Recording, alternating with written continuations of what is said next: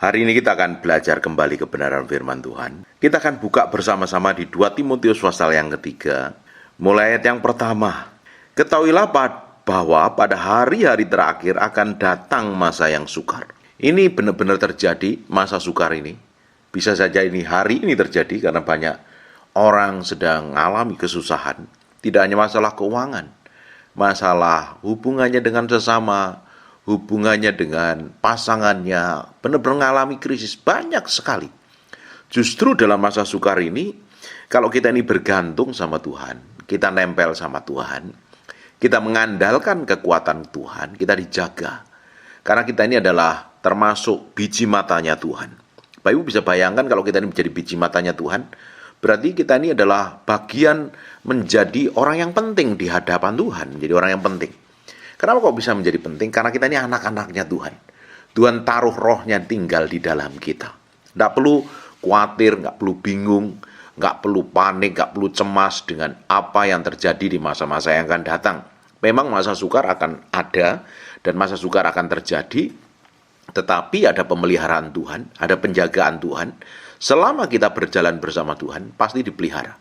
Alkitab berkata berkali-kali, jangan cemas, jangan takut, jangan khawatir.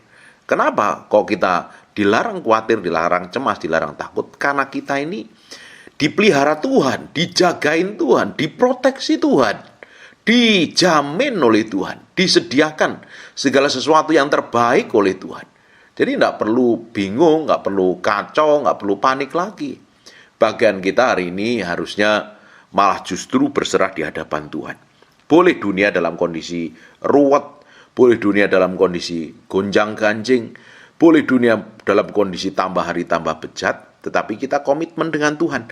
Kita berjalan bersama Tuhan, kita hidup semakin hari semakin takut akan Tuhan, kita semakin hari semakin menghidupin kebenaran firman Tuhan, semakin hari semakin menyenangkan hati Tuhan. Kita tahu kalau Tuhan menyertai kita, kita nggak perlu khawatir tentang apapun juga. Kalau Tuhan menjadi panglima perang kita, apa yang kita perlu takutin tentang masa depan? Tuhan yang berjalan di depan kita. Tuhan yang tinggal di dalam kita. Tuhan yang mengurapi kita. Tuhan yang memanggil kita. Bagian kita adalah jalan terus sama Tuhan. Jalan terus sama Tuhan. Nikmatin semua kebaikan dan kemurahan Tuhan. Nempel terus sama Tuhan. Memang akan ada masa sulit, tapi kita bisa laluin kok. Sekalipun kita lewat lembah kekelaman, tetapi tongkat dan gada Tuhan yang memberikan kekuatan dan membimbing kita kepada seluruh kebenaran. Toh kita tidak pernah berjalan sendiri. Tuhan berikan rohnya tinggal di dalam kita. Dia membimbing kita kepada seluruh kebenaran. Dia mendampingin kita. Dia menyertain kita. Jalan terus sama Tuhan. Memang dunia ini tidak tambah akan menjadi lebih baik, tapi akan terjadi banyak hal. Mungkin krisis, mungkin wabah. Beberapa tahun yang lalu kita mengalami pandemi dan sekarang baru pulih.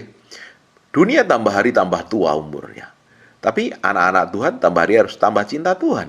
Diproteksi dan dijagain Tuhan. Jalan terus. Nikmatin semua kebaikan dan kemurahan Tuhan.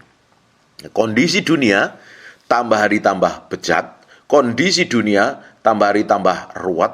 Kondisi dunia bukan tambah semakin baik. Nah, justru kita tinggal di dunia ini, kita harus menghidupin kebenaran firman Tuhan, kita praktek firman Tuhan, kita menjadi orang yang berbeda, memiliki kehidupan yang berbeda, memiliki cara pandang yang berbeda, memiliki karakter yang berbeda. Kita tampil di dunia, kita tidak sama seperti orang dunia, justru kita menjadi berkat buat orang dunia, menjadi terang buat orang dunia, memberikan rasa yang berbeda, memberikan nilai yang berbeda.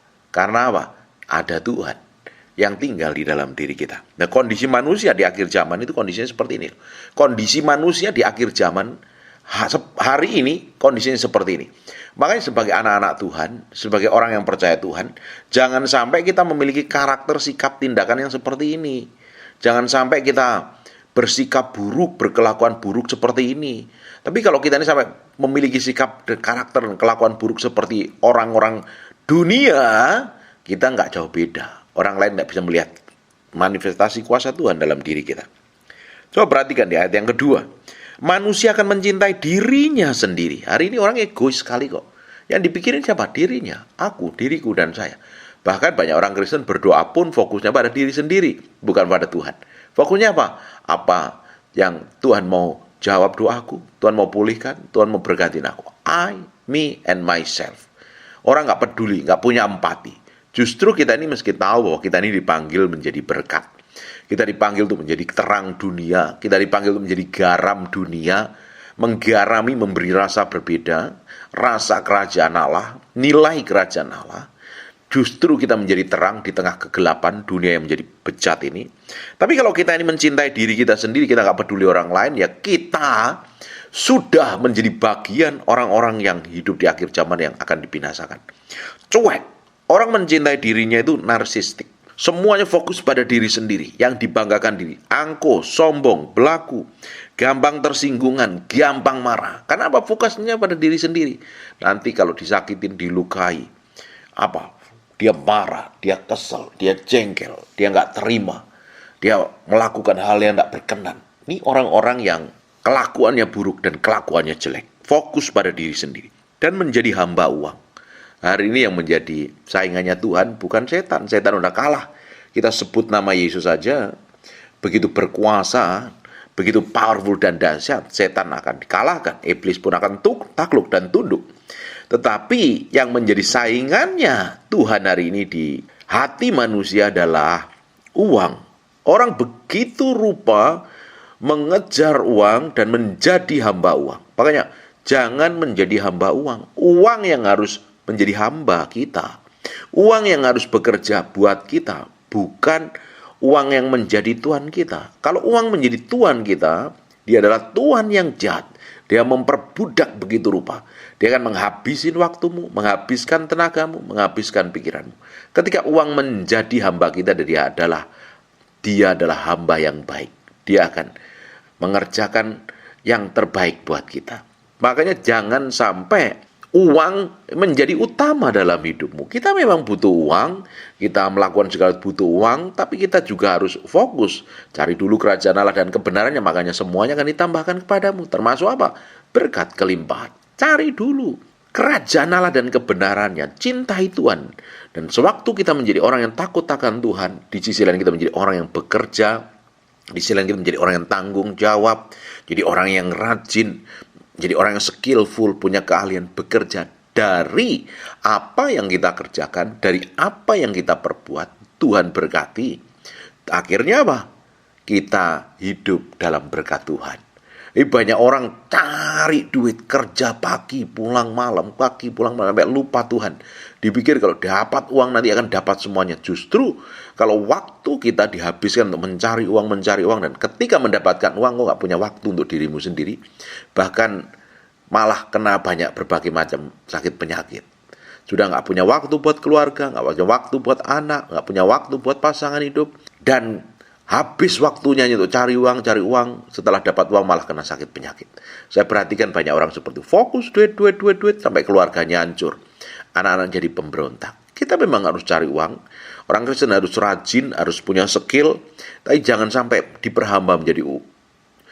diperbudak menjadi hamba uang. Justru kita bekerja, jadi berkat di lingkungan kerja, menghasilkan berkat di sisi lain hidup kita juga mempermuliakan nama Tuhan.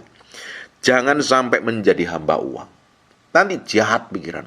Semuanya dihitung. Kalau berteman dengan A, B, C, D, berteman dengan orang lain, nanti untungku apa? Aku bisa jual apa? Nanti berteman dengan bergereja, orang gereja juga cari keuntungan. Aku bisa jual apa? Aku dapat untung apa? Bahkan nanti ada hitung-hitungan kalau engkau berdoa pun sama Tuhan. Kalau aku berdatang ke gereja, aku untungnya apa? Semuanya dinilai dengan uang. Kalau segala sesuatu kita nilai dengan uang, semuanya nggak jadi bernilai malah. Justru tidak ada harganya. Karena semuanya dengan uang bisa dibeli. Itu sudah tidak benar di hadapan Tuhan. Kita belajar memiliki hati nurani yang murni. Memang kita harus bekerja, kita menghasilkan uang. Di sisi lain, motivasi hati kita yang di dalam ini jangan sampai nempel dengan uang. Jangan menjadi hamba uang. Nanti kalau jadi hamba uang, jadi orang yang serakah, tamak, pakai cara apapun untuk menghasilkan sesuatu untuk memuaskan dirinya sendiri. Mereka akan membual Ngomong gede, orang membuat tuh ngomong gede, membangga-banggakan diri, menyombongkan diri. Wah, aku nih punya ini, aku nih pernah sekolah di sini, aku nih jadi gembala nih jemaatku sekian, aku nih pinter, pengajaranku paling bagus, aku nih paling urapan, aku paling sogih dewi, aku yang pakai barang-barang mewah. Kalau kita hanya fokus pada diri sendiri, akhirnya gampang ngomong gede. Kenapa kok bisa ngomong gede? Supaya orang menghormati, supaya orang respect dan hormat. Bapak Ibu, kalau di dalam diri kita ada ketulusan dan kemurnian, kita lakukan kebenaran, orang akan bisa melihat ketulusan dan kemurnian itu. Orang juga akan bisa melihat karakter Tuhan yang manifestasi di dalam diri kita. Sehingga kita nggak perlu lagi dapat pujian dari orang. Memang orang boleh puji, tapi kita nggak pernah melambung tinggi menyombongkan diri. Orang bisa akui dengan apa yang kita kerjakan, tapi fokus kita bukan di sana. Orang mungkin bisa lakukan banyak hal, tapi fokus kita bukan untuk dapat pujian, dapat pengakuan dan lain sebagainya. Justru kita harus memberi hati kita ini sepenuhnya di hadapan Tuhan. Bukan membanggakan diri, Tuhan yang harus ditinggikan. Sebab bagi Dia, oleh Dia, untuk Dia. Semuanya untuk Tuhan. Kalau Tuhan sampai hari ini berkati, berikan hikmat, sertai, lindungi, jagai, gak perlu kita membanggakan diri dengan semua pencapaian yang ada. Itu semua karena kasih karunia Tuhan kok. Dan menyombongkan diri. Orang menyombongkan diri, seringkali saya ngomong, antibodinya lemah. Orang yang sombong itu antibodinya lemah. Kenapa? Kalau jalan dongak terus. Ketika jalannya dongak, ketika hujan, hidungnya kemasukan air, akhirnya pilek. Orang sombong itu seringkali tidak sadar kalau dirinya sombong. Tahu-tahu sudah jatuh. Apalagi kesombongan yang terucap lewat perkataan akan cepat sekali menghancurkan. Akan cepat sekali membuat kita direndahkan. Sombong, membanggakan diri, meninggikan diri.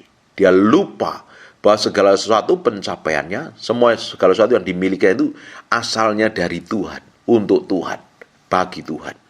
Kita mesti belajar ini. Kadang kita ini ingin dipuji orang, dihargain orang, diakuin orang, dilirik orang, dan kita seringkali kalau dapat pujian senang. Nah, perlu. Yang penting kita lakukan yang terbaik. Mau orang puji, mau orang lihat, mau orang perhatikan. Selama kita lakukan yang terbaik untuk Tuhan, jalanin aja. Lakukan saja. The best yang bisa kita kerjakan, kerjakan dan lakukan. Yang terbaik untuk Tuhan. Mau orang puji atau tidak, kita tulus melakukannya. Seringkali saya melakukan hal yang orang lain tidak lihat, tapi saya tulus melakukannya. Karena saya tahu belajar setia. Melakukan segala sesuatu untuk Tuhan dan mempermuliakan nama Tuhan. Amin. Jangan menyombongkan diri. Orang yang menyombongkan diri itu fokusnya pada diri sendiri, bukan pada pribadi Tuhan. Mereka akan menjadi pemfitnah. Kenapa orang menjadi pemfitnah? Senangnya jelekin orang lain. Ngolok-ngolok, menjelekkan, memandang rendah orang lain, memperlakukan buruk orang lain.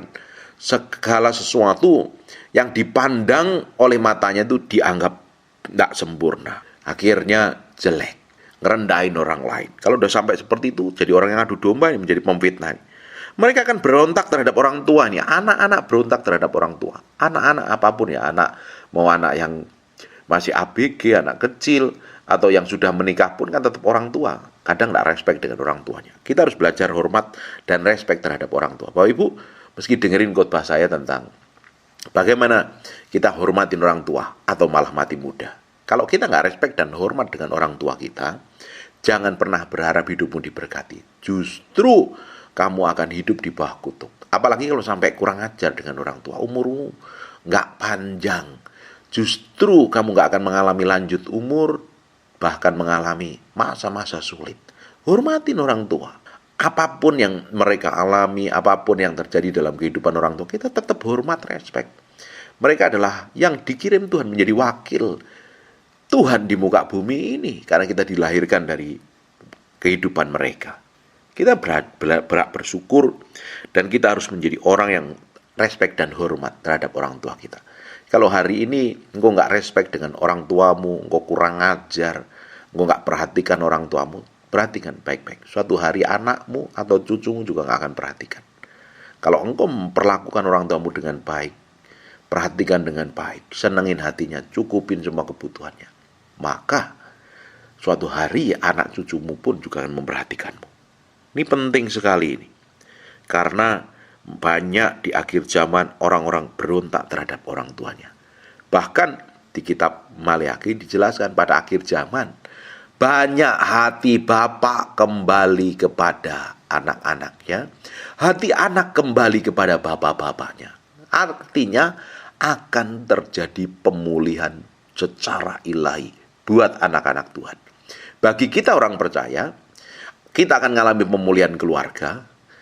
Anak-anak juga akan balik sama kita, bukan menjauh dengan kita. Tetapi di sisi lain, ada orang-orang dunia semakin hari semakin bejat, semakin hari semakin angkuh, semakin tukang bohong, tukang tipu, menjadi hamba uang, dan akhirnya mereka berontak terhadap orang tua. Susah sekali ngomong berterima kasih. Belajar kita nih, terima kasih dengan hal yang kecil. Perhatikan kalau ketemu orang yang apapun lah, belajar say thank you. Bahkan asisten rumah tangga atau pembantu atau pelayan restoran ketika kita makan dan kita minta sesuatu dilayani baik, bilang thank you. Mudah kok bilang thank you. Tapi buat orang-orang sombong dan angkuh kan susah bilang thank you. Terima kasih sama pasangan hidupmu, sama istrimu, sama suami. Ketika dia tetap setia mendampingi, bilang thank you. Thank you sama orang tua, karena dia menjadi orang tua yang selama ini mencukupi kebutuhan kita. Thank you. Jangan malah kita menjadi orang yang tidak tahu berterima kasih. Dan tidak peduli agama. Gak peduli agama itu artinya gak peduli Tuhan. Gak mau cari Tuhan. Gak mau cari kebenaran. Toh datang ibadah tapi kelakuannya gak berubah. Sikapnya tetap buruk, kelakuannya tetap jelek. Kalau sudah seperti itu kita perlu bertobat. Balik sama Tuhan. Tidak tahu mengasihi artinya menjadi orang yang susah melepaskan pengampunan. Gampangnya ribut, gegeran, berantem. Dikit-dikit marah, emosi yang gede-gede ini. Orang-orang kayak begini ini mesti belajar mengendalikan diri dengan baik. Tidak mau berdamai, sukanya berantem. Saling maki, saling merendahkan, saling menyakiti, berkata buruk, suka menjelekkan orang lain. Orang itu yang dilihat dari orang lain adalah sisi jeleknya, terus sisi kekurangannya, terus. Bapak Ibu kalau mendengarkan apa yang saya sampaikan hari ini, tapi engkau melihat sisi jelek pasanganmu terus-terusan, kamu yang perlu bertobat. Matamu perlu disucikan, pikiranmu perlu dikuduskan, supaya bisa melihat dengan kacamata rohani. Melihat hidup kita semakin hari semakin diubahkan di dalam hadirat Tuhan. Jangan menjadi manusia-manusia yang tidak suka berdamai, sukain jelekin orang lain, tidak dapat memengkang diri. Orang nggak dapat memengkang diri, mulutnya jahat, ngomong jelek terus, ngomong kotor, ngomong negatif, jarang sekali ngomong membangkitkan orang. Karena kebanyakan orang lebih suka ngomong yang jelek daripada ngomong yang membangkitkan. Dengerin baik-baik ya, mulut kita ini bisa dipakai untuk membangkitkan orang, mengubahkan orang, membuat orang semakin semangat, atau malah menjatuhkan orang lain, memfitnah atau mengadu domba. Pilihanmu hari ini, belajar mengekang diri, menaklukkan pada pusat kehendak Tuhan. Mengekang diri itu artinya bertindak sesuai dengan firman Tuhan. Kalau nggak sesuai firman Tuhan ya nggak perlu dilakukan, nggak perlu diperbuat. Bagian kita melakukan segala sesuatu seperti yang Tuhan mau, seperti yang Tuhan inginkan, bertindak tepat di hadapan Tuhan. Nah, ini namanya mengekang diri. Guarang itu gampang tersinggung, gampang marah, gampang meledak, merendahkan, menyakiti. Kalau kita nggak bisa mengendalikan diri, kita gampang marah, gampang emosi. Dengerin baik-baik. Orang di sekitarmu akan terluka, orang di sekitarmu akan tersakitin loh. Kalau gampang marah terus. Mungkin kita marah, setelah 5 menit kita lupa. Tetapi dampak dari amarah kita, orang yang kita marah itu bisa terluka sepanjang umur hidupnya loh. Makanya kita jangan menjadi orang yang ganas, garang. Kenapa sih kok orang itu bisa garang dan gialak gitu? Mungkin dia pernah mengalami trauma masa lalu, mungkin pernah dia disakitin, mungkin juga pernah dilukain. Makanya belajar menguasai diri, menaklukkan diri sepenuhnya kepada kebenaran firman Tuhan. Jangan menjadi orang yang garang, ganas gitu. Belajar memiliki sikap hati yang penuh kasih dan lemah lembut. Di akhir zaman juga orang tidak suka yang baik, sukanya yang jelek. Bahkan banyak orang Kristen tertipu, lebih suka mendengarkan berita buruk daripada berita kebenaran firman Tuhan. Kalau sudah seperti itu, bukankah kita menjadi persis seperti orang-orang dunia? Kalau suka hal yang buruk, suka yang jelek. Biasanya bad news menjadi good news. Justru good news, berita baik, menjadi berita yang kurang disukain banyak orang. Orang lebih suka dengar berita perceraian, gosip itu paling laku. Tapi kalau berita tentang kebenaran firman Tuhan, berita tentang janji Tuhan, hal yang baik, mereka akhir zaman tidak suka. Sukanya ngegosip, sukanya ngomong kosong, ngomong sia-sia. Harusnya kita belajar semakin hari, semakin menguasai diri, menaklukkan diri di hadapan Tuhan, semakin hari semakin menyenangkan hati Tuhan. Amin. Suka berkhianat, bisa berteman baik bertahun-tahun. Nggak taunya dihianatin, ditipu, pokoknya diperlakukan buruk. Tidak berpikir panjang. Makanya Bapak Ibu, kita harus belajar bertindak tepat di hadapan Tuhan. Segala sesuatu yang kita perbuat ini harusnya kita timbang, kita ukur, sehingga kita menjadi orang yang hati-hati. Orang yang berpikir panjang itu selalu hati-hati. Bukan berarti dia bulat orangnya, tapi dia perhitungan sekali. Dia hitung nih, kekurangannya apa, kelemahannya. Kalau terjadi akan terjadi seperti apa, kejadian ini akan menjadi seperti apa. Dipertimbangkan dengan baik. Waktu dipertimbangkan dengan baik, sehingga dia menjadi orang yang berpikir panjang, nggak gerusa-gerusu. Nah, orang-orang kayak begini penuh hikmat, nggak gampang marahan, nggak gampang emosian, selalu tenang, selalu enjoy, selalu cool, relax. Dan orang-orang ini akhirnya bisa berhati-hati dan malah hidupnya beruntung. Tapi kalau orang nggak pikir panjang, yang digedein adalah emosinya, bisanya pengetahuannya berkurang, hikmatnya berkurang. Yang digedein adalah hawa nafsunya. Belajar menaklukkan diri sepenuhnya di hadapan Tuhan. Berlagak tahu. Orang sok tahu, gampang ngomong negatif, tapi nggak tahu hidupnya, hari-harinya nggak tahu. Saya perhatikan ada orang-orang yang suka ngomongin kejelekan orang lain. Yang dilihat di luaran, tampak luarnya yang dikomentari. Tapi orang-orang begini belum tahu, belum tentu dia mengenal secara pribadi. Makanya orang kalau mau komentar itu kenalin secara pribadi, kenalin hidup hari-hari ini baru bisa komentar. Kalau hanya sekilas bagaimana bisa berkomentar? Makanya jangan sok tahu jadi orang. Kita tuh perlu belajar banyak supaya semakin hari semakin kita ini bertumbuh ke arah Yesus Kristus Tuhan.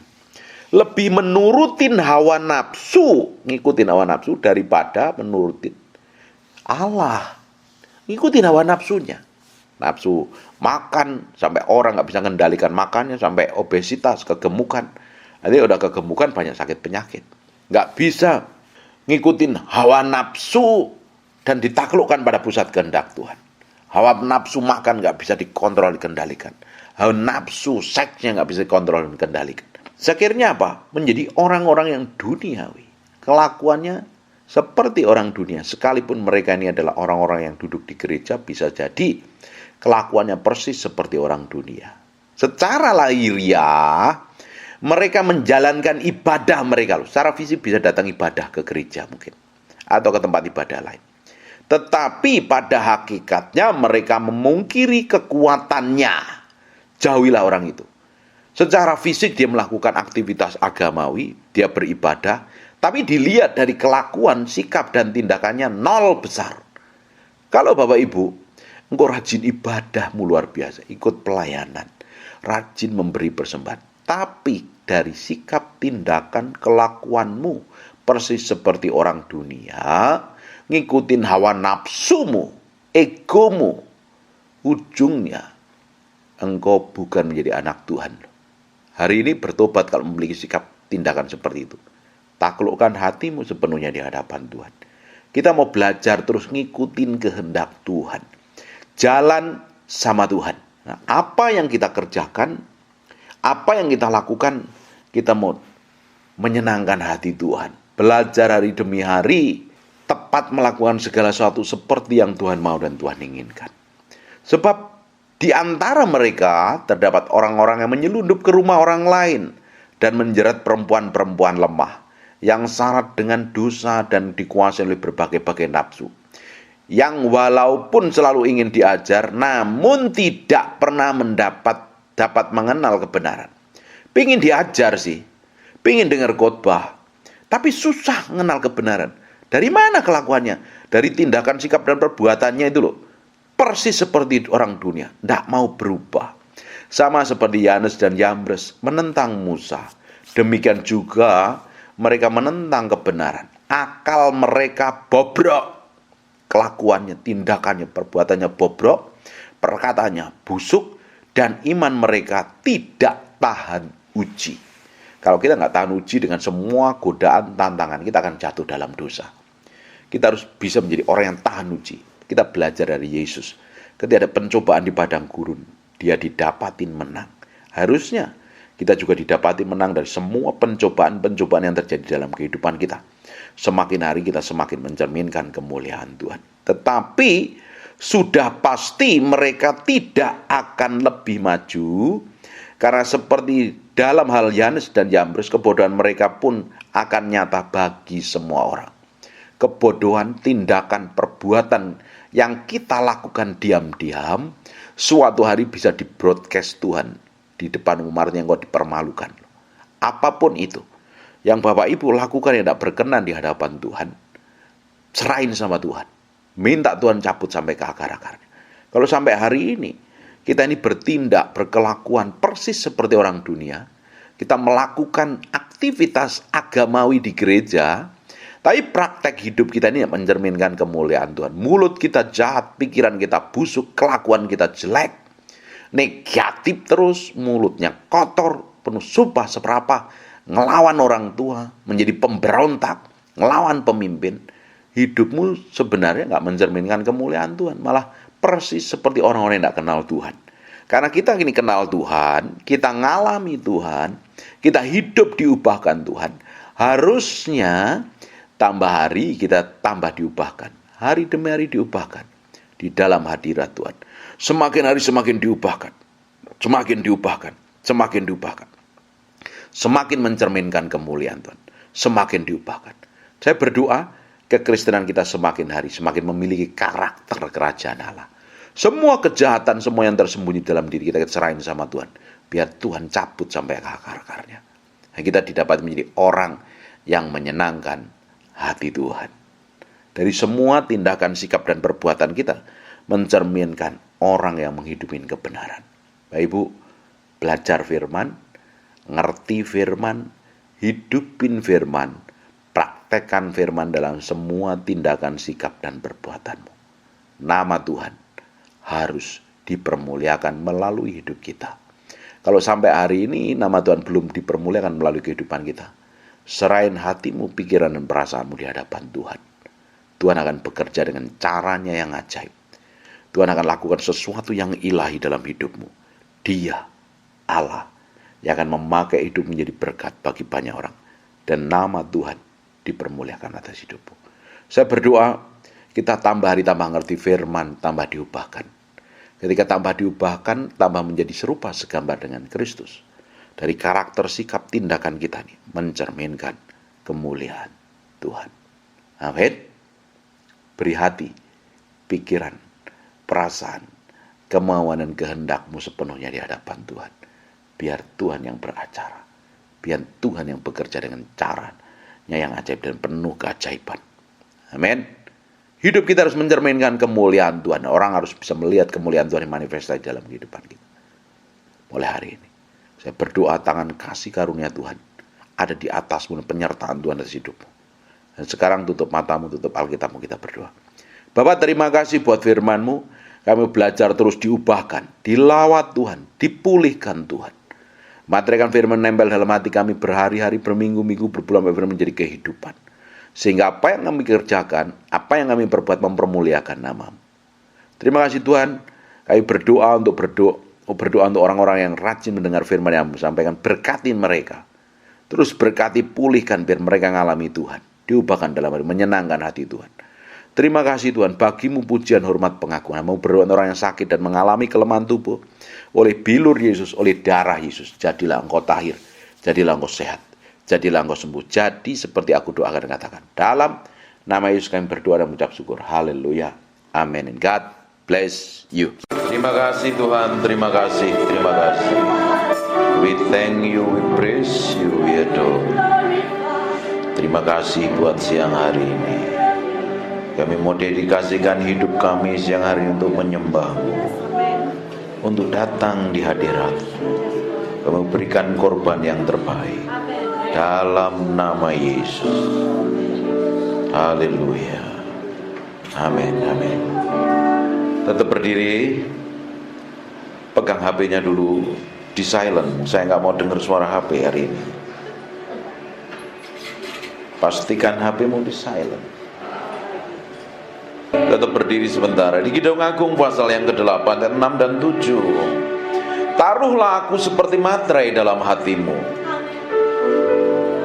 seperti materai pada lenganmu, karena cinta kuat seperti maut, kegairahan gigih seperti dunia orang mati. Nyalanya adalah nyala api, seperti nyala api Tuhan.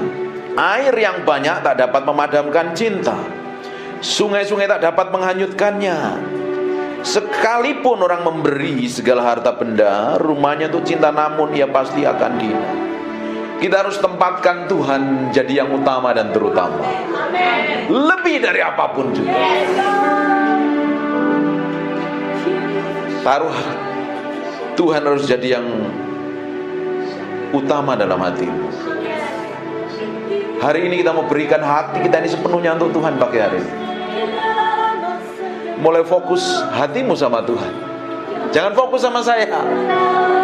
Saya ini bukan siapa-siapa. Kita minta sesuatu yang berbeda pagi hari ini. Nanti ada urapan seperti gelombang yang akan memenuhi ibu-ibu semua. Ini namamu,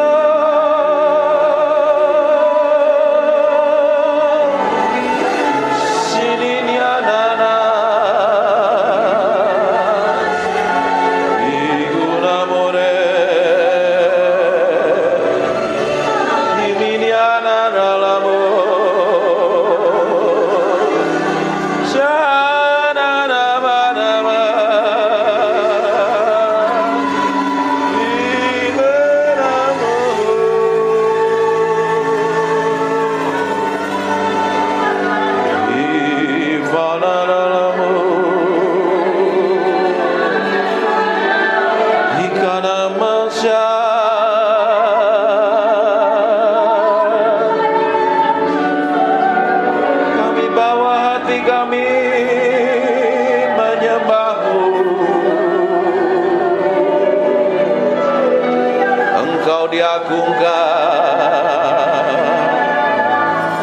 diagungkan,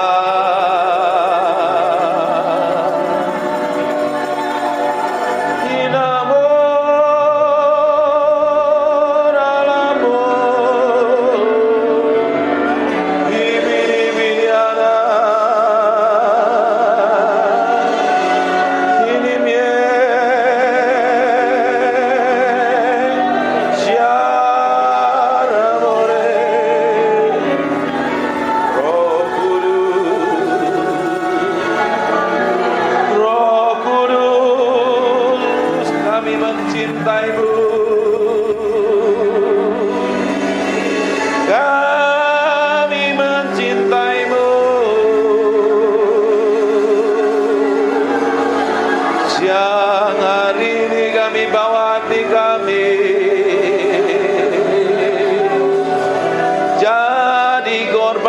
menyenangkan hatimu.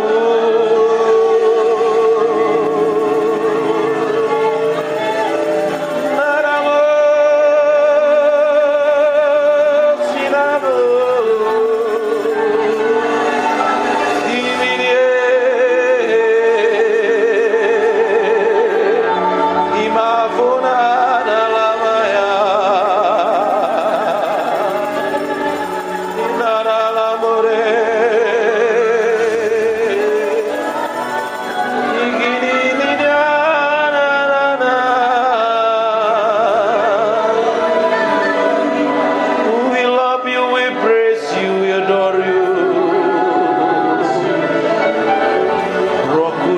yang manis,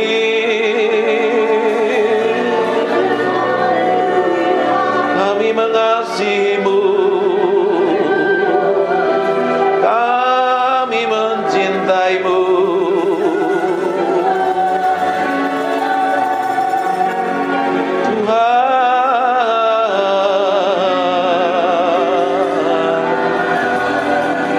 Berembus dengan kuasa-Mu,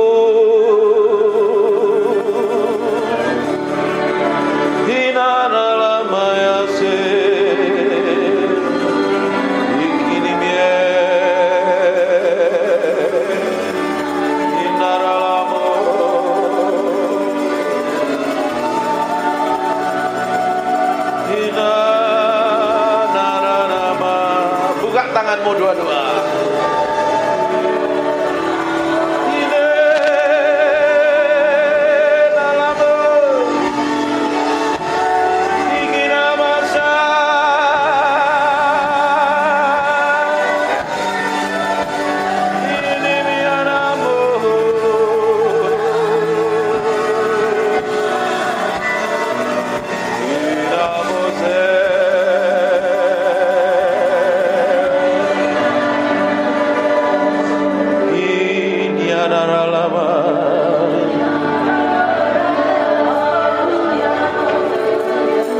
Sementara aku menyanyikan mazmur ini,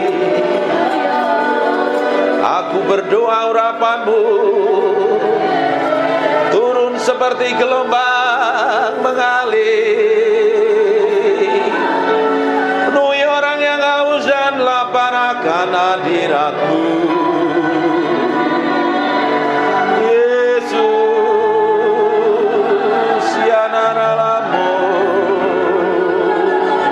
Sekarang pengurapan itu sedang turun dalam ruangan ini. Semakin kuat urapan itu turun dalam nama Yesus. Jesus name. Go, fill, penuhi setiap orang dalam ruangan ini. Jesus.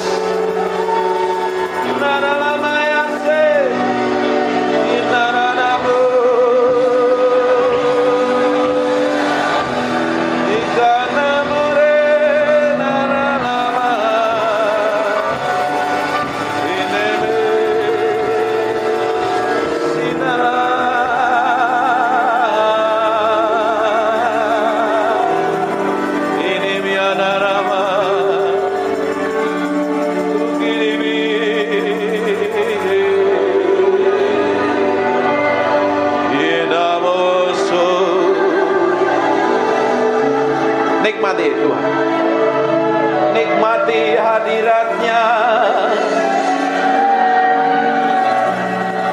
siang hari ini, nikmati hadirat-Nya,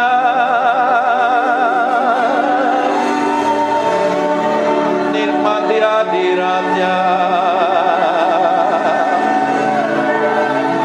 memuaskan hatimu, memuaskan hatimu, memuaskan hatimu.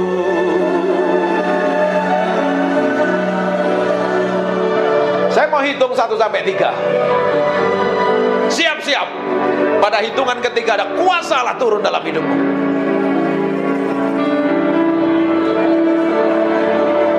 Nikmati hadirat-Nya.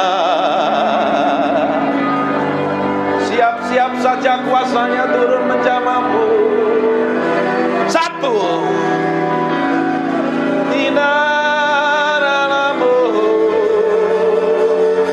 Ada seperti api turun dari atas kepalamu.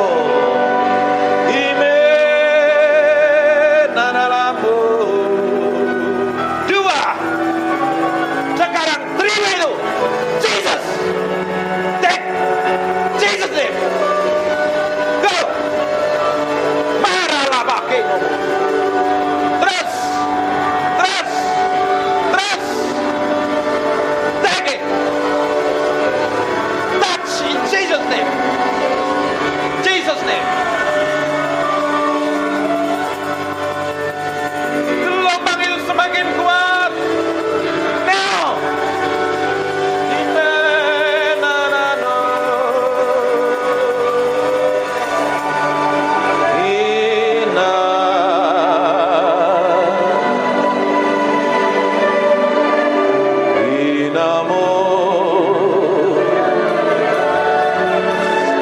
kami mengasihi-Mu, kami mencintai-Mu. Dari hati kami mengalir penyembahan, dari hati kami mengalir Mazmur. Jesus, Jesus.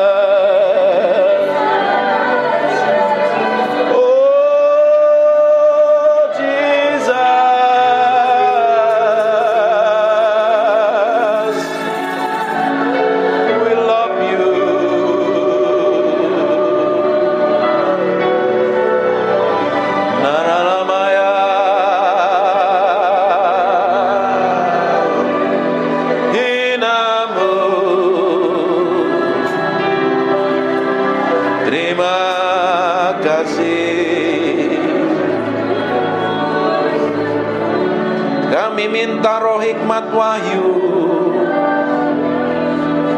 turun di atas kami siang hari ini. Singkapkan kebenaran-Mu, singkapkan Tuhan.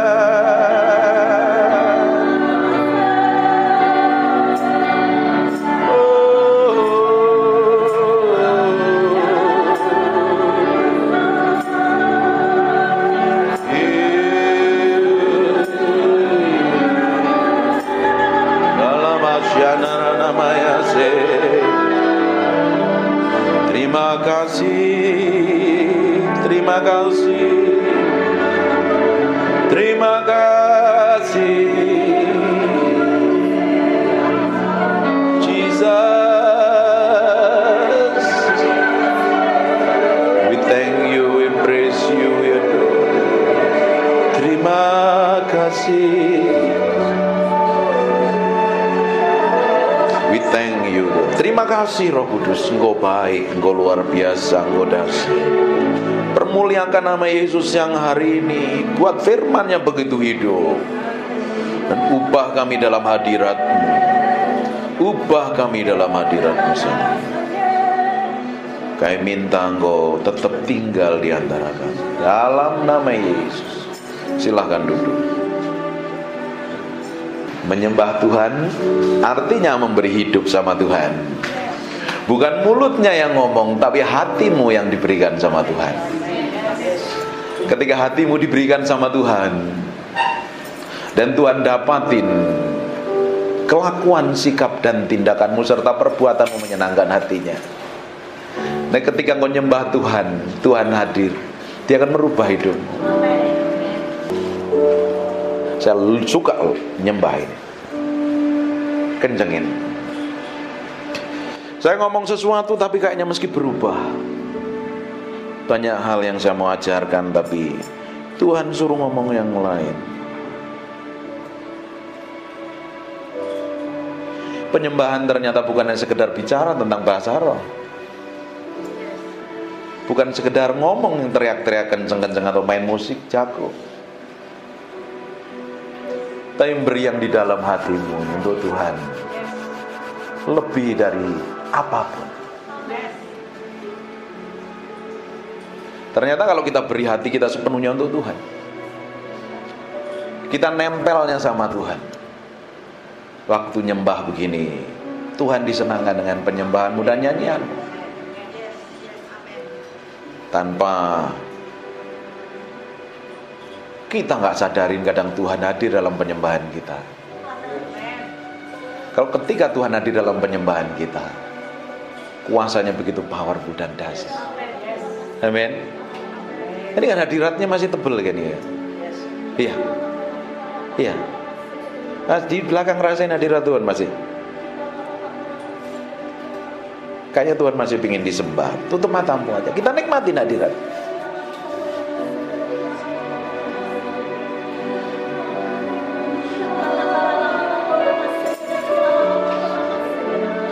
Naralamaya,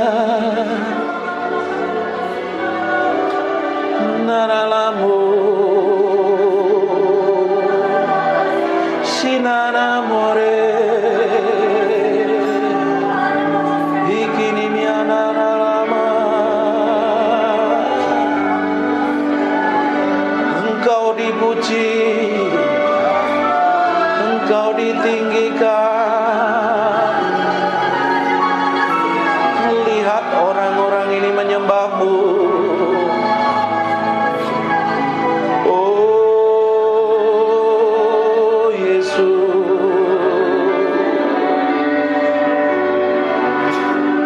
inana lama naramu, inamo senara lamandaraba. Mulai bangun keintimanmu dengan Tuhan. Ikini anak-anak lama ya, dia hadir dalam ruangan ini. We thank you, I feel. We thank you.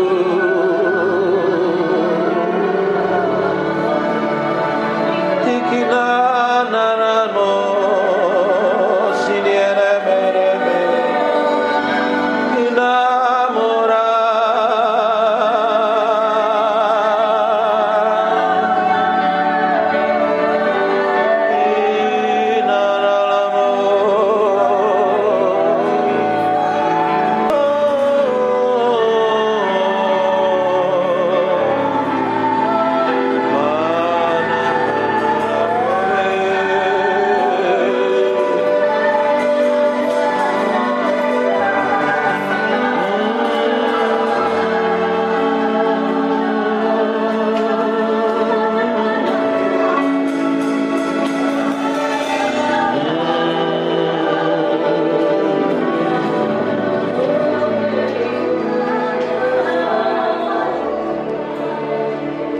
Silakan duduk. Bapak Ibu, perkara rohani itu paralel dengan perkara jasmani. Kalau kita menang secara rohani, kita akan menang secara jasmani. Kalau kita menjadi manusia rohani, karaktermu pasti berubah. Mulutmu berubah. Tidak mungkin kita rajin nyembah, tidak mungkin kita ngaku cinta Tuhan dan mengasihi Tuhan. Tapi kita memiliki karakter daging, buruk, jelek, benceno, jadi batu sandungan. Karena yang kita sembah adalah Tuhan. Karena sebelum kita nyembah, kita harus beresin hati kita dahulu. Ini harus jadi korban dulu. Sebelum pelayanan, hidupmu harus dipersembahkan di atas mezbah Tuhan. Sebelum jadi hamba Tuhan, meski mati daging pikul salib sangkal diri. Kalau enggak daging nanti pelayanannya. Bisa khotbah, bisa nyanyi, bisa nyembah, bisa main musik, bisa jadi apapun juga. Tapi kalau lahirnya dari daging, itu tidak akan berkenan di hadapan Tuhan. Masalahnya yang tahu hati kita itu diri kita sendiri dengan Tuhan. Orang lain tidak tahu. Pasangan hidup pun tidak tahu. Yang tahu adalah engkau dengan Roh Kudus. Makanya sebelum datang kepada Tuhan, sebelum datang ibadah, nyembah dulu di hadapan Tuhan. Beri korban hidupmu dulu. Izinkan Tuhan menyelidiki sampai kedalaman batin kita. Kalau hal yang busuk, jahat, motivasi jahat, kelakuan buruk, kita bisa datang ibadah, tapi kalau kita memiliki sikap dan kelakuan yang buruk, tidak berkenan di hadapan Tuhan, buat apa? Manusia suka menutupin yang di dalam ini dengan sikap yang di luar. Di luar kelihatannya rohani, kelihatannya hebat, bagus dan luar biasa. Tapi kalau yang di dalam ini tidak didapatin berkenan di hadapan Tuhan, hidupmu tidak akan berkenan di hadapan Tuhan. Yang kita kejar hari ini adalah hidup berkenan di hadapan Tuhan. Dan suatu hari kita akan didapati menjadi orang kesayangan Tuhan. Kalau kita didapati menjadi orang kesayangan Tuhan, apa saja yang kamu butuhkan, apa saja yang kamu perlukan, tidak perlu minta, Tuhan cukupin kok. Seorang bapak yang baik, dia tahu kebutuhan anak-anaknya. Seorang mama yang baik tahu kebutuhan anak-anaknya. Betul nggak ibu-ibu yang di belakangnya? Kalau anakmu punya kebutuhan, pasti dicukupin kan? Kadang dia nggak minta pun dia pasti dikasih. Bayangkan Allah kita Allah yang perkasa, Allah yang baik dan luar biasa. Oh, kita sendiri aja sering kurang ajar, Tuhan tetap baik kok. Seringkali kita nggak peduli dengan Tuhan, kita cuek dengan Tuhan, Tuhan tetap baik. Bayangkan kalau kita didapati menjadi orang kesayangan Tuhan. Hatimu diberikan sama Tuhan sampai kedalaman batinmu. Makanya setiap hari kita mesti ngomong, nih Tuhan, cek sampai kedalaman hatiku. Koreksi. Harus diizinkan Roh Kudus mengkoreksi sampai kedalaman batin ini loh. Karena orang Kristen tuh seringkali palsu. Tapi hari ini kita mau beri hati kita sepenuhnya untuk Tuhan. Tahu gak kita waktu kita beri hati kita sepenuhnya untuk Tuhan? Waktu kita nyembah, Tuhan hadir dalam penyembahan kita.